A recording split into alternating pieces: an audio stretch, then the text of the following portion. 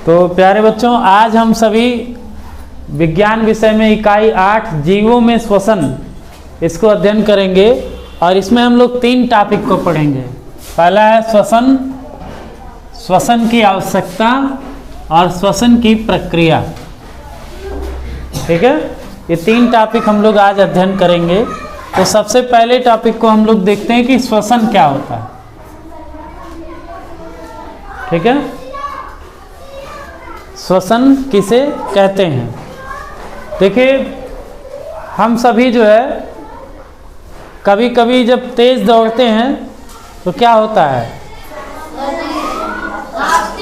हांफते हो, यानी कि सांस तेजी से लेने लगते हैं, है ना। वो सांस तेजी से क्यों लेते हैं? दौड़ने के कारण। जब आप दौड़ रहे हैं इसका मतलब आपने एक्स्ट्रा वर्क किया, और एक्स्ट्रा वर्क यानी एक अतिरिक्त कार्य किया, तो उसमें अतिरिक्त ऊर्जा की आवश्यकता थी, और उसी अतिरिक्त ऊर्जा की आवश्यकता को पूर्ति करने के लिए हमने अधिक सांस लिया, है ना। तो ये श्वास कैसे लेते हैं इसके बारे में हम सभी समझेंगे। देखिए, यहाँ पर लिखा अंतः श्वसन या निःश्वसन। अंतः श्वसन निःश्वसन क्या होता है? एक कोई बच्चा आए और यहाँ पर करके दिखाए। चलिए, अंतः श्वसन करिए। दिखा सबको? अंतः श्वसन में इन्होंने क्या किया? सांस को अंदर लिया, है ना। अब उच्छ्वसन करिए। उच्छ्वसन, हाँ, उच्छ्वसन में क्या किए गए हैं? सांस को बाहर छोड़ना। सांस को अंदर लेना क्या कहलाता है? अंतः श्वसन या निःश्वसन। और सांस को बाहर छोड़ना उच्छ्वसन या निःश्वसन। ठीक है, जाइए बैठिए, ताली बजा दीजिए। देखिए, सांस को जब हम लोग अंदर लेते हैं तो उसको कहते हैं अंतः श्वसन या निःश्वसन, और वही सांस जब हम बाहर छोड़ते हैं तो उसको कहते हैं उच्छ्वसन या निःश्वसन। और ये दोनों प्रक्रिया को मिला करके कहलाता है श्वासोच्छ्वास। क्या कहलाएगा? ब्रीथिंग। इंग्लिश में क्या बोलेंगे? ब्रीथिंग। अंतः श्वसन को इंग्लिश में बोलते हैं इंस्पिरेशन, और निःश्वसन को इनहेलेशन। दोनों एक ही चीज है। और उच्छ्वसन या निःश्वसन को, उच्छ्वसन को कहेंगे एक्सपिरेशन और निःश्वसन को कहेंगे एक्सहेलेशन। दोनों एक ही चीज है। यानी कि सांस को अंदर लेना अंतः श्वसन या निःश्वसन, और सांस को बाहर छोड़ना उच्छ्वसन या निःश्वसन, ये कहलाता है। जब हम सांस को अंदर लेते हैं तो वायु क्या होती है? अंदर जाती है, और उस वायु में ऑक्सीजन की भी मात्रा होती है। ठीक है, तो ऑक्सीजन जब जाता है अंदर हमारे, तो हमारे फेफड़े में पहुंचता है, और वहाँ पर वह रक्त से मिल जाता है। ठीक, और फिर जब हम सांस, वह रक्त ऑक्सीजन को ढो करके पूरे हर एक कोशिका में पहुंचाता है, फिर कोशिका में जा कर के कार्बन डाइऑक्साइड को लेता है रक्त, और फिर फेफड़े में ले आता है, और फिर जब हम सांस को बाहर छोड़ते हैं तो फेफड़े से कार्बन डाइऑक्साइड हमारे बाहर आ जाता है। ठीक है, जब हम अंतः श्वसन करते हैं तो ऑक्सीजन अंदर जाता है, और उच्छ्वसन करते हैं तो कार्बन डाइऑक्साइड बाहर आता है। और ये दोनों प्रक्रिया मिला करके श्वासोच्छ्वास कहलाती है। क्या कहलाती है? लेकिन अभी यह श्वसन नहीं है। यह श्वासोच्छ्वास जो है यह श्वसन का एक अंग है। अभी श्वसन पूरा नहीं हुआ। श्वसन पूरा कब होगा? जब ऑक्सीजन अंदर चला जाएगा और कोशिका में पहुंचेगा। ऑक्सीजन पहले जो है नाक के रास्ते से, यहाँ से देखेंगे, नासा द्वार से ऑक्सीजन गया नासा गुहा में, नासा गुहा से ग्रसनी, ग्रसनी से होते हुए श्वास नली, श्वास नली में पहुंचता है, श्वास नली से श्वसनी में, और फिर फेफड़े में पहुंचता है। यहाँ पर यह रक्त में मिल जाता है। रक्त जो है इसको हर एक कोशिका में ले जाती है। ऑक्सीजन जब हर एक कोशिका में पहुंच जाता है तो वहाँ आपने पाचन क्रिया में पढ़ा था कि भोजन से ग्लूकोज जो है ऑक्सीजन, ग्लूकोज को रक्त ढो करके कोशिका में पहुंचाता है। कोशिका में ग्लूकोज भी पहुंचा है, और अब श्वसन क्रिया के द्वारा ऑक्सीजन भी पहुंच गया, तो दोनों आपस में क्रिया करेंगे, ऑक्सीजन इसको जला देगा, ठीक है, ग्लूकोज को, और ये बन जाएगा कार्बन डाइऑक्साइड, जल, और इससे प्राप्त होगी ऊर्जा। क्या प्राप्त होगी? इसी ऊर्जा को प्राप्त करने के लिए हमने श्वसन क्रिया किया था।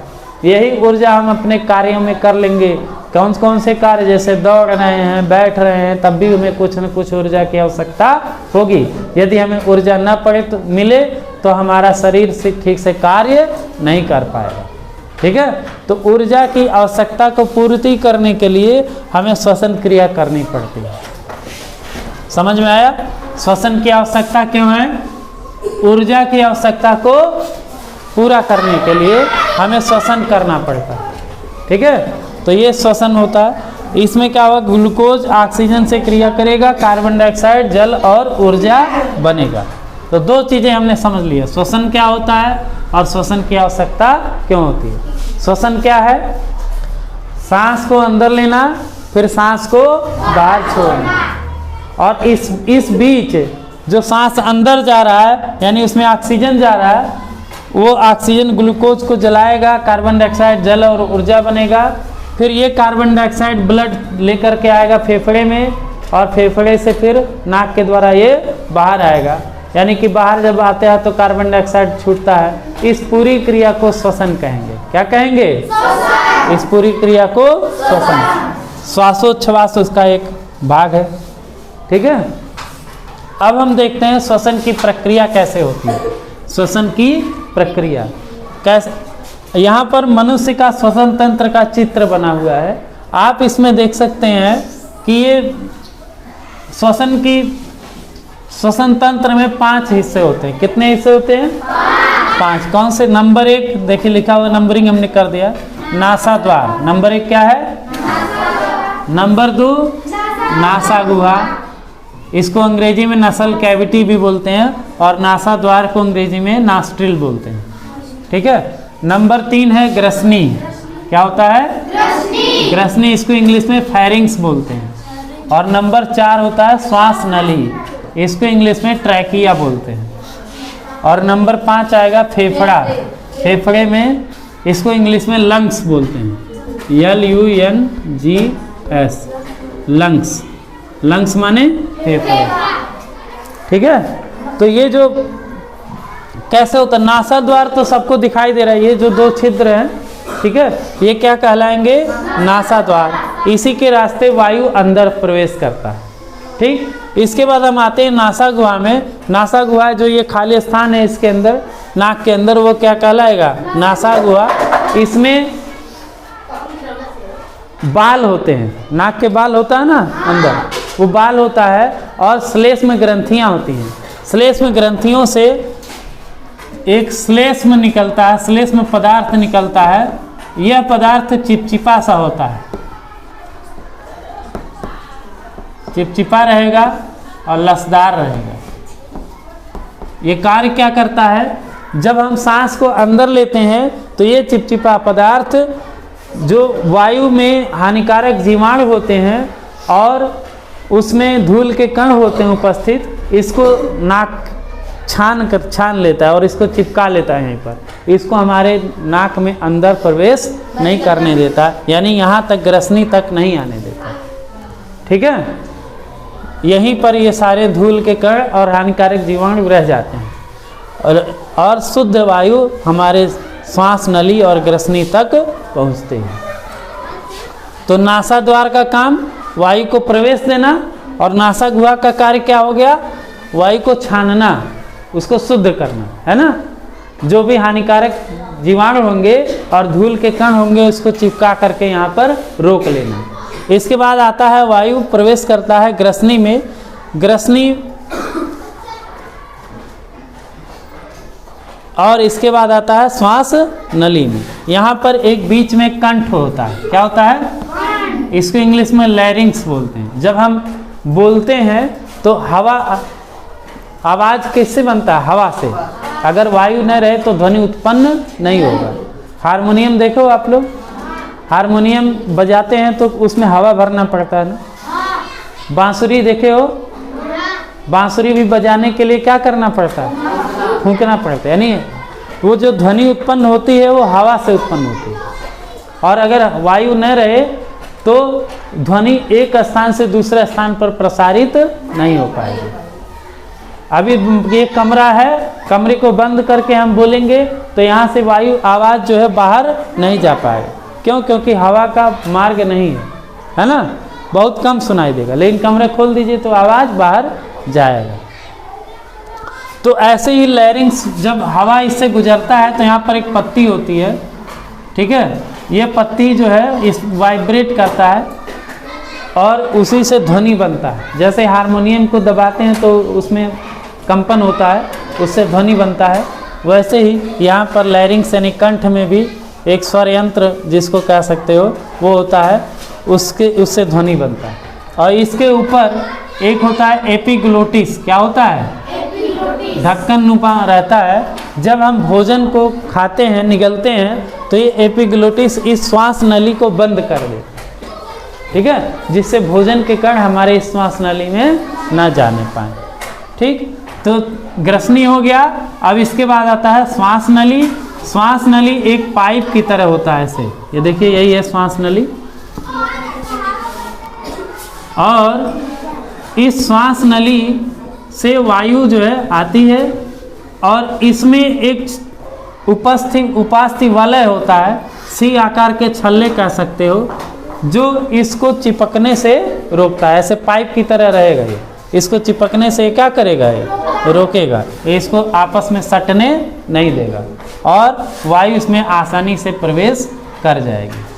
श्वास नली आगे जा कर के दो भागों में विभक्त हो जाती है।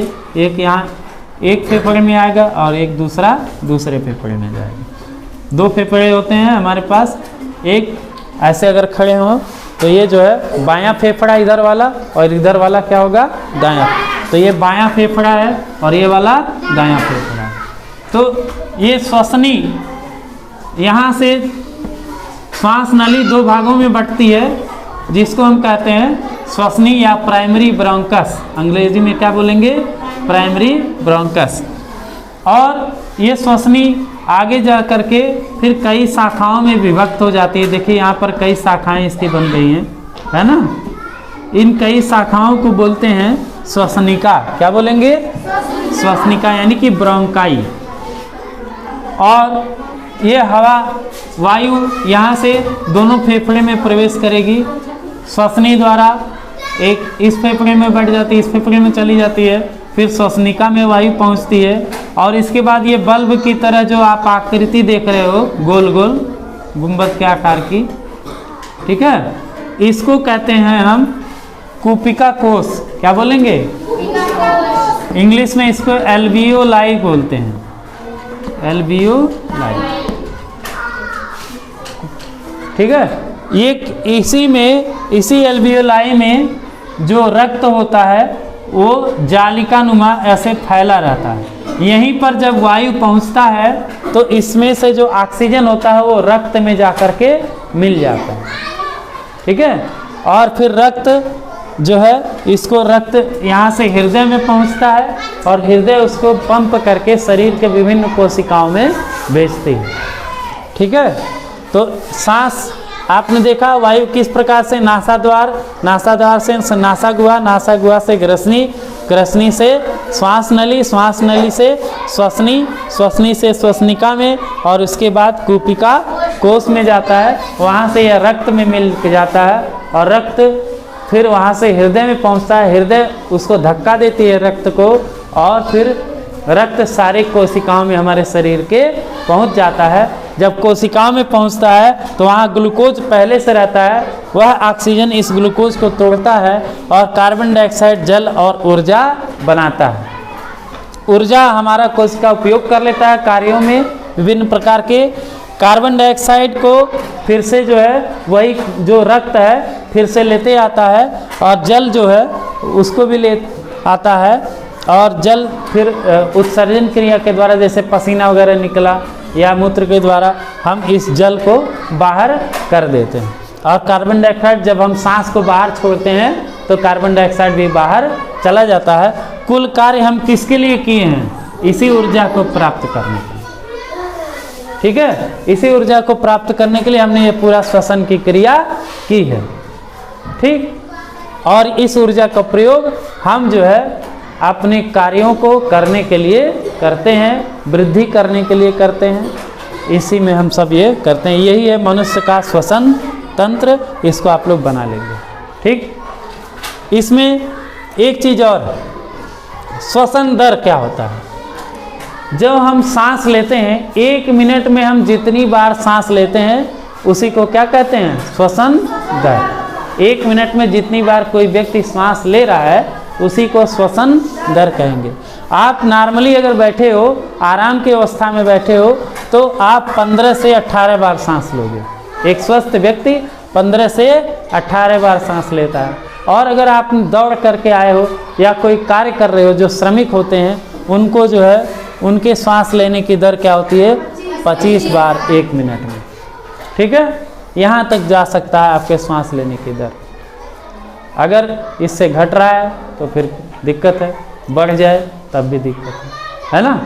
यानी कि आपका जो फेफड़ा है वह ठीक से कार्य नहीं कर रहा है, फिर आपको जांच कराने की आवश्यकता पड़ेगी। ठीक, अगर देखते होगे कभी कभी छोटे बच्चों में या किसी में सांस फूलने लगता है, बहुत तेज हाँफते हैं, है ना, वो सांस नहीं ले पाते हैं। क्यों?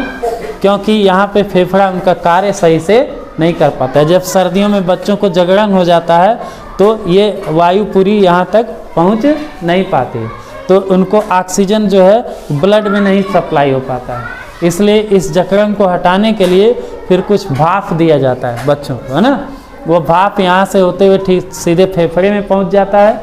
वो बल्कि एक तरह से सही दवाई है, सीधे फेफड़े में पहुँच रहा है, ब्लड में नहीं मिल रहा है, तो इसको जकड़न को दूर कर देगा और ऑक्सीजन डायरेक्ट हमारे ब्लड में पहुँचने लगेगा, तो उनका जो हाँफने की क्रिया है वो धीरे धीरे कम हो जाएगा। ठीक है, तो इस तरह से आपने देखा। अच्छा, ये एक चीज़ और, श्वास मापन। जब आप कभी कभी जिसको सांस लेने में दिक्कत होती है, तो जब डॉक्टर के पास जाते हो तो वह देखता है कि आप कितनी क्षमता तक श्वास ले रहे हो, तो इस क्रिया को कहते हैं श्वास मापन। यानी अंतः श्वसन और उच्च श्वसन में आपने कितना सांस अंदर, कितनी वायु अपने अंदर गई और कितना आपने बाहर निकाला, इसकी मापने को कहते हैं श्वास मापन। और जिस यंत्र के द्वारा इसको मापते हैं उसको कहते हैं श्वास मापी यंत्र। इंग्लिश में इसको कहते हैं स्पायरोमीटर। क्या बोलते हैं? स्पायरोमीटर। ये डॉक्टर के पास होता है, जो चेस्ट स्पेशलिस्ट डॉक्टर होते हैं वो वही लोग इसको देखते हैं। ठीक है, ऐसे डॉक्टर के पास जब अगर सांस फूले तो चेस्ट स्पेशलिस्ट के पास जाना चाहिए। ठीक है, वो इसको ठीक करते हैं, ये देखते हैं।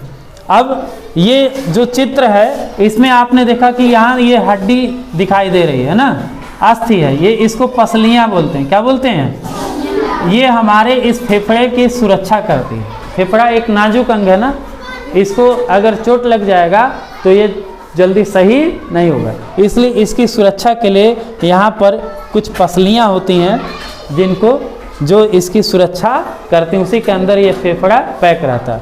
आपको यहाँ पर फेफड़ा पूरा दिख रहा है, लेकिन यहाँ पर इसका काट करके दिखाया गया, जो अंदर का इस फेफड़े के अंदर का हिस्सा वो भी दिखा दिया गया है। ठीक है, ऐसे पसलियाँ इसमें भी रहेंगी, वो यहाँ नहीं बनाया गया, इस फेफड़े के अंदर के हिस्से को दिखाने के लिए। ठीक, और यहाँ पर ये डायफ्राम है। क्या बोलते हैं इसको? डायफ्राम। ये जब आप देखो सांस को बाहर छोड़ो अगर, तो पेट अंदर जा रहा है और ये ऊपर चला जा रहा है ना, और सांस को बाहर अंदर लो तो पेट बाहर आ रहा है, और ये जो है डायफ्राम नीचे जा रहा है। डायफ्राम ऊपर कब होता है? जब आप सांस को बाहर छोड़ते हैं, और डायफ्राम नीचे कब जाता है? जब सांस को अंदर लेते हैं। ठीक है, जो सांस लेने का एक अभ्यास होता है, योगाभ्यास होता है, उसमें इसी पेट से सांस लेने की क्रिया को सिखाया जाता है। सांस लीजिए ऐसे, अगर पेट बाहर आ रहा है तो आपका ठीक है ना। ये डायफ्राम से ज़्यादा हम वर्क डायफ्राम से लेते हैं, तभी सही होता है। ठीक, और सांस को अंदर लेंगे तो पेट बाहर, और सांस को बाहर छोड़ेंगे तो पेट अंदर, डायफ्राम ऊपर चला जाएगा। ठीक है, ये होता है। चलिए आज के लिए इतना ही, इसको आप लोग बना लीजिए।